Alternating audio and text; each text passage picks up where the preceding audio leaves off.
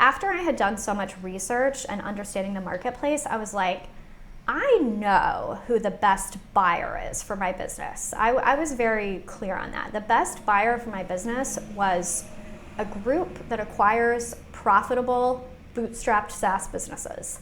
And in my space, that was a very clear thing. Like this, you know, is an established business model. There are these groups, and all they do is go out and buy these businesses. Constellation Software is probably the most famous one. They've bought, you know, I don't know if it's hundreds or thousands of businesses. They had no interest in mine, for the record. But, you know, they're kind of the model for that type of business. And I just thought, okay, if I don't want, for me, the biggest thing I didn't want was like a bunch of tire kickers and time wasters, because out of so many of the entrepreneurs who I talked to who had sold their business, that was kind of like the worst part.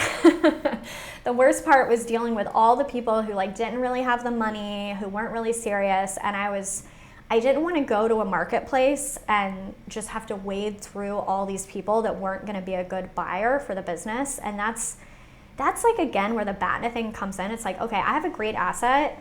If you buy bootstrapped SaaS businesses, and you know, they're not always bootstrapped, but basically bootstrapped is kind of a shorthand for saying like, this is going to be an easy sale because we don't have to get a bunch of people to agree to this. Like, I owned 100% of the business. I was the only decision maker.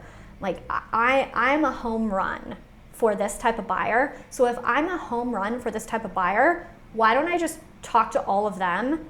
There's not that many of them. So I have the list now in my blog posts so that other people don't have to spend as much time Googling and researching as I did. But it's all on the internet. Like, I literally just Googled, dug through lists, dug through everything to find the list of all these types of companies. Because it's like, ballpark, how many names on the list? I think there's about 20, something like that.